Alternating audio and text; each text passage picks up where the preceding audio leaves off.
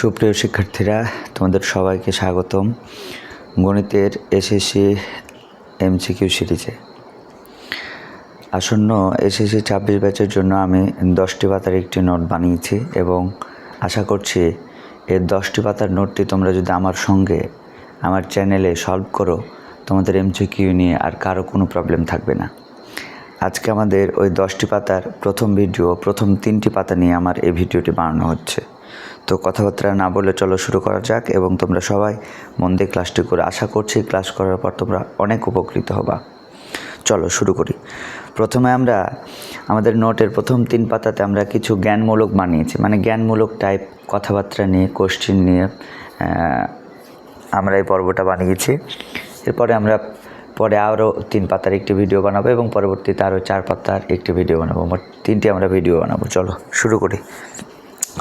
প্রথমে এখানে বলা আছে যে কোনো সেটের উপাদান সংখ্যা n হলে তার শক্তি সেটের সংখ্যা বা উপসেট সংখ্যা হবে 2 টু দি পাওয়ার n এবং প্রকৃত উপসেট সংখ্যা হবে 1 কম 2 টু দি পাওয়ার n-1।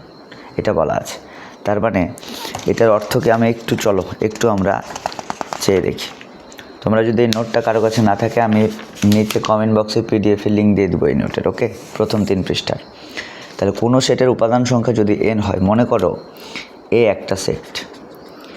একটা সেটের মধ্যে আছে 1 2 3, পাওয়ার অফ এর উপাদান সংখ্যা কত বললো?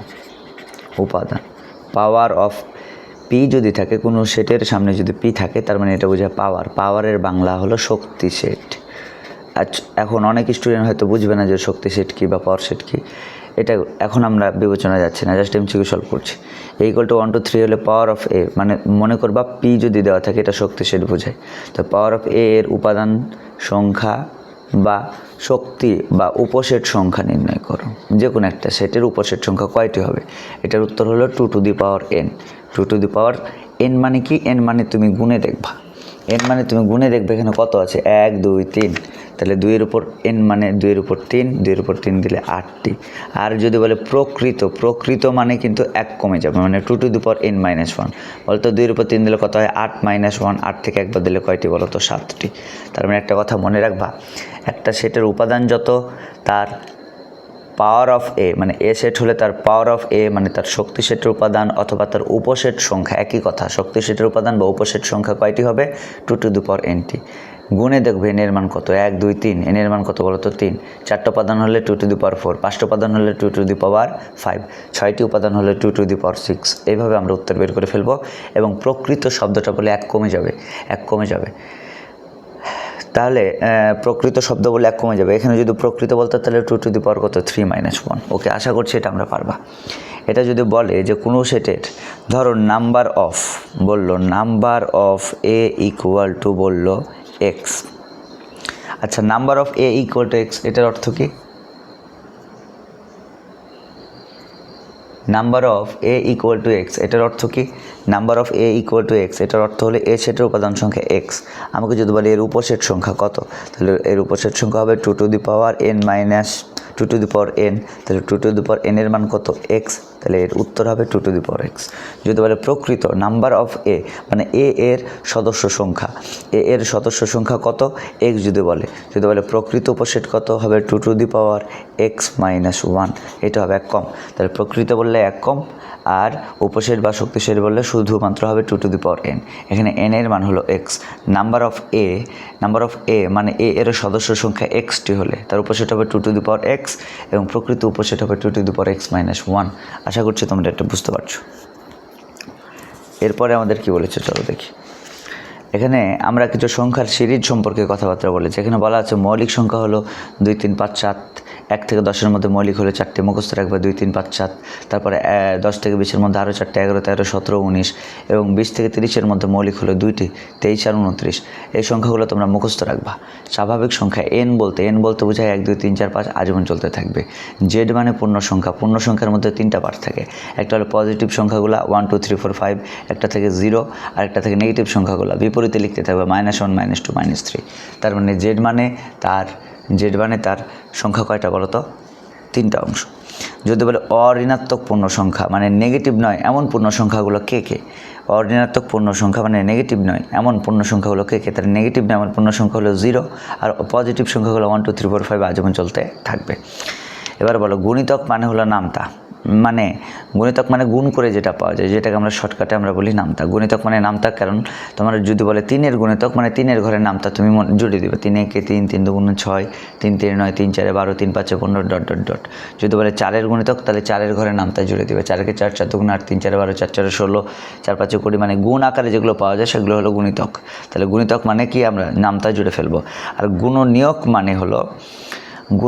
মানে হলো নামতা দিয়ে ভাঙানো। এখন তোমাকে যদি বলে 18 এর গুণনীয়ক কী কী, তুমি কি বলবা? 18 এর গুণনীয়ক কী বলবা? দেখো 18 এর গুণনীয়ক কী কী, তোমাকে বললো 18 এর গুণনীয়ক, আমি বললাম গুণনীয়ক, এর বড় শব্দটা মানে সরাসরি নামতা না, নামতা দিয়ে ভাঙানো। বলে 1-এর ঘরে নামতা দিয়ে ভাঙানো যায় 1 গুণ 18, 2-এর ঘরে নামতা দিয়ে ভাঙানো যায় 9 দুগুণে 18, 3-এর ঘরে নামতা দিয়ে ভাঙানো যায় 3 6 18, 4 দিয়ে যায় না, 5 দিয়ে যায় না, 6 দিয়ে আবার যায় 3 6 18। এই দেখো 3 গুণ 6, 6 গুণ 3 একই কথা, রিপিট চলে আসলে এটা আমরা লিখবো না, আর বাকিগুলো চেকও করবো না, 7 8 9 এগুলো দিয়ে চেক করবো না। তাহলে 18-এর গুণনীয়ক আমরা কী পাচ্ছি? 1 পাচ্ছি, 2 পাচ্ছি, 3 পাচ্ছি, 6 পাচ্ছি, 9 পাচ্ছি, 18 পাচ্ছি। তাহলে আমি পাচ্ছি 1 2 3 6 9 18। এগুলো কার গুণনীয়ক বলো তো? 18 এর গুণনীয়ক। তার মানে তোমাকে গুণিতক বললে যেটার গুণিতক বলবে তারই নামটা জুড়ে দেবো, আর তোমারে যদি বলে গুণনীয়ক সেক্ষেত্রে কি করব? ওটাকেই 1-এর ঘরে নামতা, 2-এর ঘরে নামতা, 3-এর ঘরে নামতার, এভাবে গুণ আকারে ভাঙানোর চেষ্টা করব। রিপিট চলে এলে আর ভাঙানোর চেষ্টা করব না, অফ করব। যেমন 3 6 18, 4 দিয়ে যায় না, 5 দিয়ে যায় না, আবার 3 6 18, রিপিট চলে আসছে, এটা লিখলাম না, বাকিগুলো চেকও করলাম না। তাহলে 18-এর গুণনীয়ক পেলাম 1 2 3 6 9 18। তোমাকে যদি বলে প্রকৃত গুণনীয়ক কে, প্রকৃত গুণনীয়ক হলে এই মূল সংখ্যাটা বাদ পড়ে যাবে, সর্বোচ্চ সংখ্যা বাদ দিয়ে তার ছোটোগুলোকে বলা হয় প্রকৃত গুণনীয়ক। তাহলে প্রকৃত গুণনীয়ক হবে 1 2 3 6 আর 9। তাহলে তোমাকে এরকম করে এখন তুমি বলবা এই জিনিসটা কোথায় কাজে লাগবে? তোমাকে বললো এ সেট ইকুয়াল টু বললো 18-এর গুণনীয়ক, তাহলে এ সেটের উত্তর কী হবে? তখন এ সেটের উত্তর হবে 1 2 3 6 9 18। আর তোমাকে যদি বলে এ সেট হলো 18-এর প্রকৃত গুণনীয়ক, তখন এ সেটের উত্তর কী হবে? 1 2 3 and 6 9। ওকে, আশা করছি তোমরা বুঝতে পারছো। গুণনীয়ক মানে নামতা দিয়ে ভাঙানো। এরকম তোমরা বলে 25-এর গুণনীয়ক বলতে পারে, গুণনীয়ক মানে নামতা দিয়ে ভাঙানো, তোমরা নামতা দিয়ে ভাঙিয়ে ফেলবা। আশা করছি বুঝতে পারছো। এখানে বলা আছে প্রকৃত গুণনীয়ক মানে মূল সংখ্যা বাদ দিয়ে ছোটোগুলো, আমরা একটু আগে দেখলাম যে 18 বাদ দিয়ে বাকিগুলো তার প্রকৃত গুণনীয়ক। এরপরে আমরা বলেছি ইউনিয়ন মানে কি?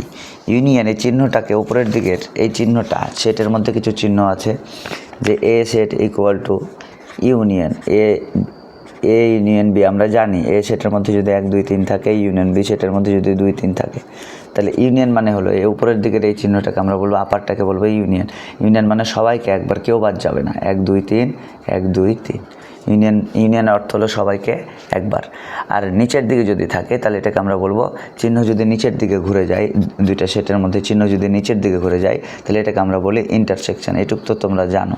ইন্টারসেকশনের অর্থ কি? দালালগুলো একবার, দালালগুলো দুইটার মধ্যে দেখবো দালালকে এখানেও আছে এখানেও আছে, 2 আর 3।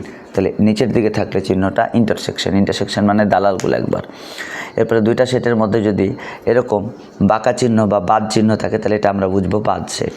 যেমন তোমাকে আমি যদি বলি এ বাদ বি, বা তোমাকে যদি বলি এ এরকম বাদ বি, বাঁকা দাগ থাকুক বিয়োগ থাকুক, এগুলো বাদ সেট। এর মধ্যে আছে মনে করো 1 2 3, আর বি এর মধ্যে আছে মনে করো 3 4 5। এটার বাদ সেটের উত্তর কত? বাদ সেট মানে হলো প্রথম বাড়ির ভালো লোকগুলো উত্তর। প্রথম বাড়ির দালালকে হত্যা করবো, বলো প্রথম বাড়ির 1কে দালাল না, 2কে প্রথম বাড়ির ভালো লোক, 1 ভালো লোক, প্রথম বাড়ির ভালো লোকগুলো উত্তর। 2 ভালো লোক, কেন ভালো লোক? কারণ 1 এখানে আছে এখানে নাই, 2 এখানে আছে এখানে নাই, তাহলে 1 2 ভালো লোক। কিন্তু 3 হলো দালাল, তাহলে 3 বাদ পড়ে গেল, আর বাদ পড়ার কেউ নাই, তাহলে উত্তর হলো আমার 1 আর 2। তাহলে বাদ সেটের উত্তর হলো তোমাকে 1 2 3 থেকে এটা বাদ দিতে বলেছে। 3 3 কমন পড়েছে, বাদ পড়ে গেছে, কিন্তু 4 5 বাদ যাবে না, কারণ 4 5 তো আমার এই সেটের মধ্যে নাই, আমি কি বাদ দেবো? তাহলে আমার থাকছে কত? 1 আর 2। দ্বিতীয় সেটের কোনো কিছু বাদ সেটের মধ্যে ঢোকানো যাবে না। বাদ সেটের মধ্যে দ্বিতীয় সেটের কোনো কিছু ঢোকানো যাবে না। আবারও বলছি, তাহলে এ হলো 1 2 3, বি হলো 3 4 5। এ বাদ দেবো কেমনি? বাদ দিতে বলেছে যে এখান থেকে 3 4 5 বাদ দেবো। 3 আমার কাছে আছে, বাদ পড়ে গেল, কিন্তু 4 5 কেন বাদ যাবে? আরে 4 5 তো আমার কাছে নাই। যে টাকাটা আমার কাছে না, ওই টাকাটা আমি খরচ করব কিভাবে? তাহলে 4 5 আমার কাছে নাই, তাহলে 4 5 বাদ যাবে না। তাহলে আমার শুধু 3 বাদ গেল, থাকছে আমার 1 আর 2। আশা করছি তোমরা বুঝতে পারছো। দ্বিতীয় সেটের কোনো কিছু আসবে না, মানে প্রথম বাড়ির খাঁটি লোক, মানে এখানে আছে এখানে নাই, এগুলো বাদ সেটের উত্তর। এবার তোমাকে যদি বলে যে এ ইকুয়াল টু যদি বলতো 1 2 3 বিয়োগ বি ইকুয়াল টু যদি বলতো 4 5 6, এটার বাদ সেট কী হবে? তাহলে বলতো 4 5 6 বাদ দিতে বলেছে। আমার কাছে তো 4ই নাই, আমার কাছে 5ও নাই, আমার কাছে 6ও নাই। তাইলে এগুলো একটাও বাদ যাবে না। প্রথম বাড়ির 1 2 3 একটাও বাদ যাবে না, সবাই থাকবে 1 2 3। কারণ প্রথম বাড়ির ভালো লোকগুলো উত্তর। 1ও ভালো লোক, 2ও ভালো লোক, 3ও ভালো লোক, সবাই এখানে আছে, অন্য দলে নাই, তাল মিলাই নেই। 2 নৌকায় তাল মিলাই নাই, 1 নৌকাতেই আছে 1 2 3, সবাই এক দলেই আছে। তাহলে 1 2 3 উত্তর আমাদের। বাদ সেট আশা করি বুঝতে পারছো। এবং কার্তেশীয় গুণজ, কার্তেশীয় গুণজ হলো ক্রোমোজোড়ের সেট।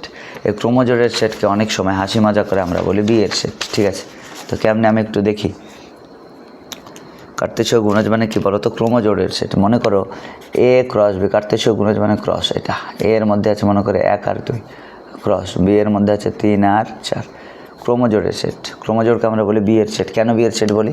কারণ মনে হবে এই প্রথম বারের লগে দ্বিতীয় বারের এখন আমরা বিয়ে পড়ার মতোই ব্যাপার স্যাপার। এককে যদি টাইট করে ধরি, যতবার বিয়ে পড়ানো যায় পড়া, 1 এর লগে 3 এর বিয়ে, অন্য বাড়ির 1 এর লগে 4 এর বিয়ে, 1 এর লগে 3 এর বিয়ে, 1 এর লগে 4 এর বিয়ে, আর কি বিয়ে পড়ানো যায় না। এবার 2 এর লগে কার? 2কে যদি টাইট করে ধরি, 2 এর লগে কার বিয়ে? 3 এর বিয়ে, 2 এর লগে কার বিয়ে বলো তো? 4 এর বিয়ে। তাহলে আরও বিয়ে পড়ানো যায় না। তার মানে কার্তেশীয় গুণজ মানে বিয়ের সেট, মানে ক্রোমোজোড়ের সেট। দেখো একটাকে টাইট করে ধরে যতগুলো বিয়ে পড়ানো যায় অন্য বাড়ির লগে, 1 এর লগে 3 4, 2 এর লগে 3 4, 1 এর লগে 3 4, 2 এর লগে 3 4, যতগুলো বিয়ে পড়ানো যায় আমরা বিয়ে পড়াই ফেলেছি। তাই এটাকে আমরা বলবো কার সেট বলো তো? ক্রোমোজোড়ের সেট বা বিয়ের সেট। এই ক্রোমোজোড়ে সবসময় আমরা প্রথম বন্ধনী ব্যবহার করি, লাস্টে আমরা দ্বিতীয় বন্ধনী ব্যবহার করি। এবার খেয়াল করে দেখো এখানে নাম্বার অফ এ কত ছিল? নাম্বার অফ এ মানে এ এর উপাদান কয়টা?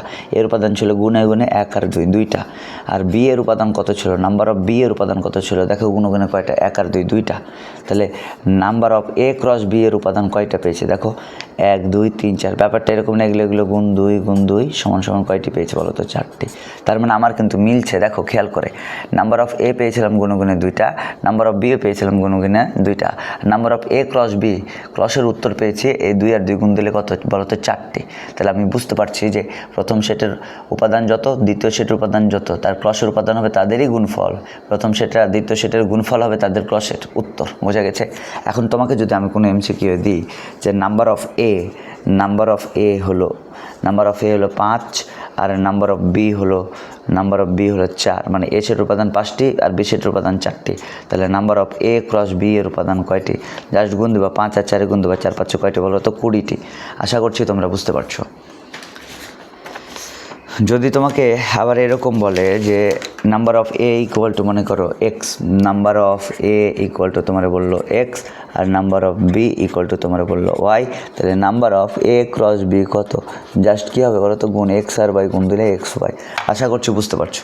তাহলে ক্রসের উত্তরগুলো আমরা কী করবো? জাস্ট গুণ দিয়ে ফেলবো, কার্তেশীয় গুণজ। এরপরে বলেছে এখানে একটা কথা বলেছে, একটি সেটের উপাদান সংখ্যা এ এবং অপর সেটের উপাদান সংখ্যা বি হলে তাদের কার্তেশীয় গুণজের উপাদান সংখ্যা হবে এ বি। বুঝতে পারছো যে নাম্বার অফ একটা প্রথম সেটের উপাদান সংখ্যা গুণগুণে পাইলাম এটি, আর 2 নম্বর সেটের উপাদান সংখ্যা গুণগুণে পাইলাম বিটি। তাদের কার্তেশীয় গুণজ কী হবে? তাদেরই সংখ্যার গুণফল, এ আর বি এর গুণফল দিলে কি এ বি। একটু আগে আমরা দেখলাম। তারপরে কি বলা হচ্ছে দেখো এখানে ফাঁকা সেটের প্রকাশ। ফাঁকা সেটের প্রকাশ এই গ্রিক অক্ষরে, এই অক্ষরটা দিয়ে ফাঁকা সেটকে প্রকাশ করে, গোল্লা দিয়ে তার পেটটা কেটে দিবা, অথবা ফাঁকা সেট এইভাবে প্রকাশ করবো। ফাঁকা সেটের শক্তি সেট কয়টি? ফাঁকা সেটের শক্তি সেট হলো একটি, ফাঁকা দিয়ে ব্র্যাকেট দিয়ে ফেলবে, এটাকে বলা হয় ফাঁকা সেটের শক্তি সেট। মনে রাখবা ফাঁকা সেটের শক্তি সেট, ঠিক আছে? তার মানে একটা কথা মনে রাখবা, শক্তি সেট মানে কি? শক্তি সেট মানে হলো যতগুলো পারো সেট গঠন করে। এ এর মান যদি হয় 2, তাহলে এর শক্তি সেট পাওয়ার অফ এ কত হবে? কতগুলো সেট গঠন করতে পারে? 2 নিজে একটা আর ফাঁকা সেট একটা। ফাঁকা সেট হলো সকল সেটের উপসেট। এই ফাঁকা সেট হলো সকল সেটের কি বলতো? উপসেট। তাহলে একটা হলে তার উপসেট কয়টা বলতো? না, পাওয়ার সেট কয়টা? 2টা।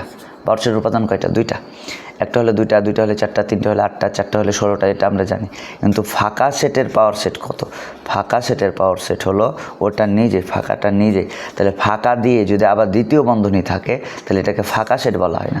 ফাঁকা সেট বলা হয় গোল্লা দিয়ে কেটে বা এটা এটাকে অথবা এটাকে আলাদা আলাদা ফাঁকা সেট বলা হয়, কিন্তু এই দুইটা নিয়ে জগা খিচুড়ি বানানো হইলে এরকম, এটাকে কোনোদিনই ফাঁকা সেট বলা হয় না, এটাকে বলা হয় ফাঁকা সেটের শক্তি সেট। মনে থাকবে, ফাঁকা সেটের শক্তি সেট। তাহলে তোমাকে যদি এই চিহ্নটা দিয়ে বলে এটা কি ফাঁকা সেট? না, এটা ফাঁকা সেট না, এটাকে আমরা বলবো ফাঁকা সেটের শক্তি সেট। তার মানে ও আরেকভাবে এমসিকিউ যদি দেয় যে এ ইকুয়াল টু ফাঁকা সেট হলে তার শক্তি সেট কয়টি, বলবো তার শক্তি সেট একটি। আশা করছি এই এমসিকিউ এর উত্তর তোমরা পারবা। তাহলে এটাকে বলা হয় ফাঁকা সেটের শক্তি সেট, এবং বলেছে এ ইকুয়াল টু ফাঁকা হলে পাওয়ার অফ এ নিচের কোনটি? তাহলে পাওয়ার অফ এর সদস্য সংখ্যা হবে একটি, আর পাওয়ার অফ এ নিচের কোনটি? এই যে ফাঁকা দিয়ে আবার তার সেট, এটাকে বলা হয় ফাঁকা সেটের সেট। ঠিক আছে, শক্তি সেট। আশা করছি তোমরা পারবে। এরপরে তোমাকে দুইটা তিনটা সেট গঠন তোমাকে দিতে পারে, যেমন ইন্টারসেকশনের সেট গঠন দিতে পারে, যে এ ইন্টারসেকশন বি এর সেট গঠন কি? তখন লিখবে এক্স অফ দ্যাট এক্স। আচ্ছা, এ আর বি এর ইন্টারসেকশন মানে কি? ইন্টারসেকশন মানে দালাল, অর্থাৎ উত্তরটা প্রথম বাড়িতেও থাকবে, এ এর মধ্যেও থাকবে, বি এর মধ্যেও থাকবে। এটা সেট গঠন কি? তাহলে এটা এ এর মধ্যেও থাকবে, বি এর মধ্যেও থাকবে। তাহলে লিখবে x such that x belongs two, x such that x বলতে বোঝাচ্ছি এই সেটের উপাদানগুলো। তাহলে উপাদানগুলো এক্স সাজ দ্যাট এক্স মানে উপাদানগুলো বিলংস টু এ মানে এ এর মধ্যে থাকবে, এবং এক্স বিলংস টু বি মানে উপাদানগুলো বি এর মধ্যেও থাকবে। কথাটা দেখো, এবং মানে কি বোঝায়? এবং মানে উপাদানগুলো এ এর মধ্যেও থাকবে, বি এর মধ্যেও থাকবে, মানে দালাল বোঝায়। তার মানে একটা কথা মনে রাখবা, ইন্টারসেকশনের সেট গঠন নিচের কোনটি, এরকম যদি এমসিকিউ দেয় তাহলে মনে রাখবে ইন্টারসেকশন মানে ইন্টারসেকশনের শব্দ হলো এবং শব্দটা যেখানে আছে ওটাই তার কি বলতো সেট গঠন। তাহলে ইন্টারসেকশন মানে হলো এবং, তার মানে তোমাকে যদি বলে যে এ ইন্টারসেকশন বি, তাহলে এটার সেট গঠন কী হবে? X such that x belongs to A, এবং হবে, এবং এক্স বিলংস টু কি? উপাদানগুলো হয় এ এর মধ্যে থাকবে এবং বি এর মধ্যে থাকবে, দুইটার মধ্যেই থাকবে, দালাল আকারে থাকবে। ঠিক আছে, তাহলে ইন্টারসেকশন মানে হলো এবং। আর যদি তোমাকে ইউনিয়ন বলে তাহলে এটার সেট গঠন কী হবে? X such that x belongs to A, ইউনিয়নের শব্দ হলো অথবা এক্স বিলংস টু কি বলো তো? বি। তার মানে ইউনিয়ন বললে আমরা অথবা বুঝবো। ইউনিয়ন মানে কি? প্রথম সেটাও থাকতে পারে, দ্বিতীয় সেটাও থাকতে পারে। তার মানে উপাদানগুলো এক্স বিলংস টু এ এর মধ্যেও থাকতে পারে, অথবা উপাদানগুলো এক্স মানে হলো উপাদানগুলো বি এর মধ্যেও থাকতে পারে। তার একটা কথা মনে রাখবা, ইন্টারসেকশনের সেট গঠন হলো এবং, আর ইউনিয়নের সেট গঠন হলো অথবা। তোমাকে যদি বলে এ ইউনিয়ন বি এর সেট গঠন নিচের কোনটি, তখন আমরা অথবা শব্দটিকে খুঁজবো, আর ইন্টারসেকশন দেখলে আমরা এবং শব্দটিকে খুঁজবো। আশা করছি তোমরা এটা বুঝতে পারছো কিনা আমাকে একটু কমেন্ট করে জানাই। এই পৃষ্ঠা আমরা পড়ে ফেললাম, এবার আমাদের দ্বিতীয় পৃষ্ঠাতে যাই। প্রথম পাতাতেই আমরা আছি। ঠিক আছে, ওকে, চলো দেখি। এখন তোমরা বলবা যে তোমরা এখন বলতে পারবা এখান থেকে এখন বলতে পারবে এই পৃষ্ঠাতে আমরা কী পড়লাম? একটা 2 টু দি পাওয়ার n পড়লাম, তাছাড়া আমরা পড়লাম কিছু সংখ্যা সিরিজ পড়লাম, তাছাড়া আমরা সেটের কী পড়লাম বলো তো?